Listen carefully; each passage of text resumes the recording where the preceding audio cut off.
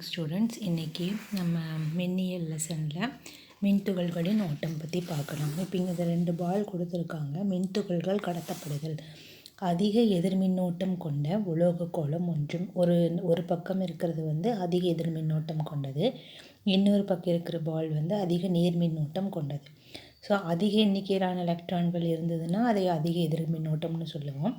குறைந்த எண்ணிக்கையில் உள்ள எலக்ட்ரான்கள் இருந்ததுன்னா குறைந்த மின்னோட்டம்னு சொல்லுவோம். ஸோ இந்த 2 கோளங்களையும் எடுத்துக்கிறோம்.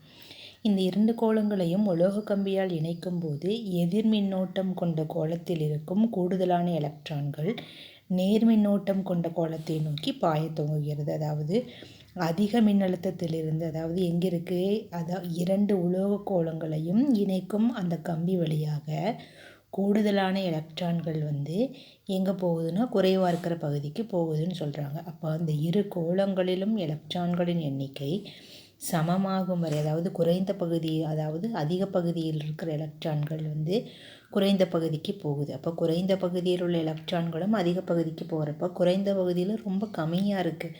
அப்போ அது என்னாகும், அதிக பகுதியில் இருக்கிற எலக்ட்ரான்களை நோக்கி பாய ஆரம்பிக்கும். ஸோ இப்போ அந்த இடத்துல அந்த எலக்ட்ரான்களோட எண்ணிக்கை சமமாகுது. அந்த சமமாகிற நிகழ்வைத்தான் இப்போ என்ன சொல்லுவாங்கன்னா மின்னோட்டம்னு சொல்லுவாங்க.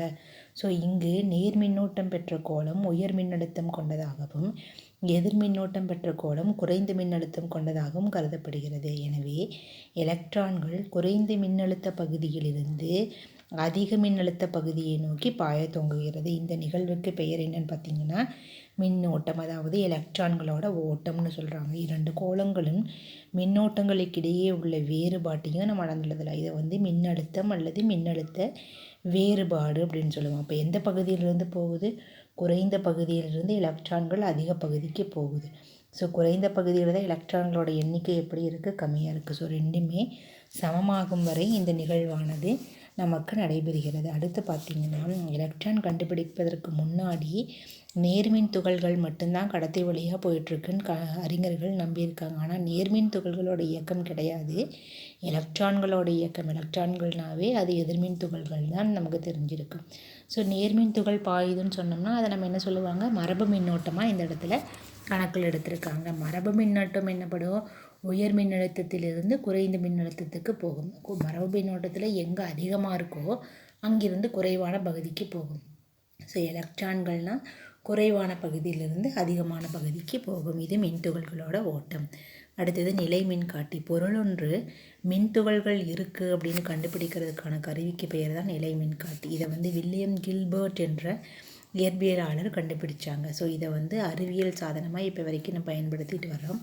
தக்கை பந்து நிலை மின்காட்டி, தங்க இலை மின்காட்டின்னு 2 வகையான நிலை மின்காட்டிகள் இருக்குது. பெரும்பாலான மின்சாரத்தை கடத்தும் பொருட்களை இந்த நிலை மின்காட்டிகள் பயன்படுத்தப்படுது. ஸோ ஓரின மின்துகள்கள் ஒன்றையொன்று விலக்கிக் கொள்கின்றன என்ற தத்துவத்தின் அடிப்படையில் நிலை மின்காட்டி செயல்படுகிறது. இதெல்லாம் 1 மார்க் கொஷின். ஸோ ஒரு எளிய நிலை மின்காட்டி ஒன்றையொன்று தொட்டு கொண்டிருக்கும் 2 உலோகத் தகடுகள் ஒரு உலோகத்தண்டிலிருந்து தொங்கவிடப்பட்டிருக்கும். அதாவது 2 உலோகத் தகடுகள் இருக்குது. 2 உலோகத் தகடுகள் ஒரு உலோகத்தண்டிலிருந்து தொங்கவிடப்பட்டுள்ளது.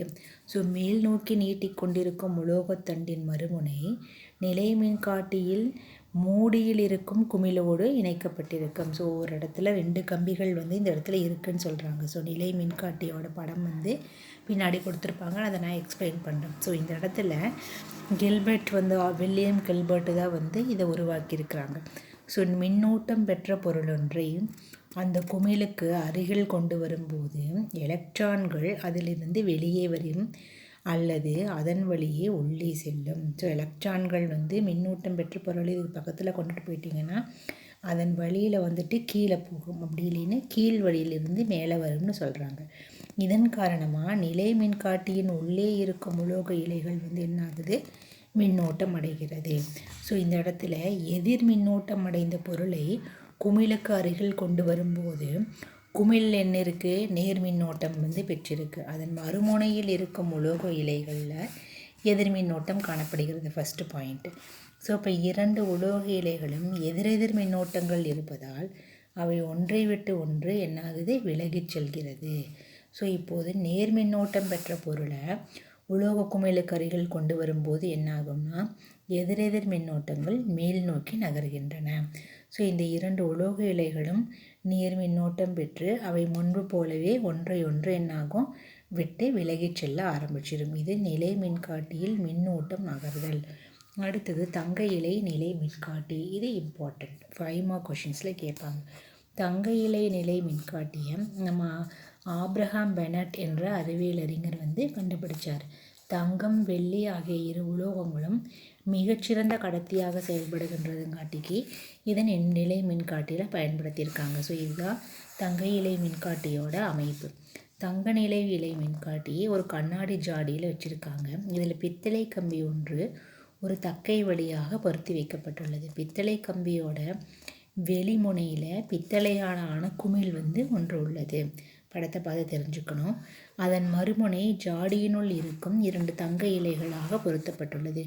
உள்ளுக்குள்ளே 2 லீஃப் இருக்கிற மாதிரி இருக்கு பாருங்க, அதுதான் தங்க இலைகளாக பொருத்தப்பட்டுள்ளது. எப்படி செயல்படும்னா, மின்னோட்டம் கொண்ட பொருள் ஒன்றினை அந்த பித்தளை குமிழுக்கு பக்கத்தில் நீங்கள் கொண்டுட்டு வர்றப்போ அது என்ன ஆகுதுன்னா, அதுக்குள்ளே இருக்கிற மின்னோட்டம் பித்தளை குமிழ் வழியாக தங்க இலைகளுக்கு இடமாற்றம் அடைகின்றன. அப்போ 2 இலைகளும் ஒன்றை விட்டு ஒன்று விலகிச் செல்கிறது.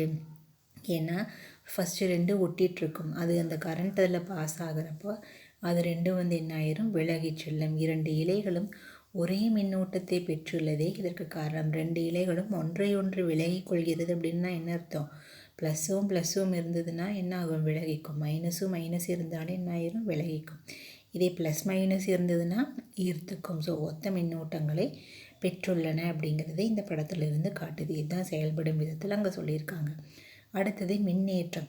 ஒரு பொருளிலிருந்து மற்றொரு பொருளுக்கு மின்துகள்கள் இடமாற்றம் செய்வதை நம்ம என்ன சொல்கிறோம்னா மின்னேற்றம்னு சொல்லுவாங்க. ஒரு பகுதியிலிருந்து மற்றொரு பகுதிக்கு போகிறதையே நம்ம என்ன சொல்லுவோம், மின்னேற்றம்னு சொல்லுவோம். தங்க இழை நிலை மின்காட்டியில் பித்தளை குமிழ் வழியாக தங்க இலைகளுக்கு மின்துகள்கள் என்ன ஆகுது, இடமாற்றம் அடைகிறது. ஸோ மேலே இருக்கிற இந்த பித்தளை குமிழ் வழியாக தான் இலைகளுக்கு மின்னோட்டமானது போகிறது, மின் துகள்கள் இடமாற்றம் அடைகிறது. அடுத்தது மின்னிறக்கம். ஒரே வகையான மின்னூட்டம் பெற்ற தங்க இலைகளை மின்துகள்கள் இழந்து விடுவதால் சிறிது நேரம் கழித்து அருகருகே வருகிறது. கொஞ்சம் நேரம் அதை டச் பண்ணி மின்துகள்கள் பாயிற வரைக்கும் ஒன்றையொன்று விலக்கி வச்சுருக்கோம். ஸோ மின்துகள்கள் பாய்வது நின்னதுக்கப்புறம் அது 2மே பக்கத்தில் அப்படியே ஒட்டிகிட்ருக்கிற மாதிரி இருக்கும். ஸோ சிறிது நேரம் கழித்து மீண்டும் அருகருகே வருகிறது. இந்நிகழ்வு மின்னிறக்கம் எனப்படும். பித்தளை குமிழை ஒருவர் தன் கையினால் தொடும்போது இலைகளில் இருந்த மின்துகள்கள் கை வழியாக புவிக்குள் பாய்கின்றன. ஸோ பித்தளை குமிழை நம்ம நேரடியாக தொட்டோம்னா என்ன ஆகும், அந்த இலைகளில் இருக்கிற மின்சாரம் அந்த கை வழியாக நம்ம உடம்புக்குள்ளே புவிக்கு போகும். ஸோ இதன் காரணமாகவும் மின்னிறக்கமானது நடைபெறுகிறது அப்படின்னு சொல்கிறாங்க. ஸோ இது வரைக்கும் நம்ம தங்க நிலை மின்காட்டி பார்த்துருக்கோம். நிலை மின்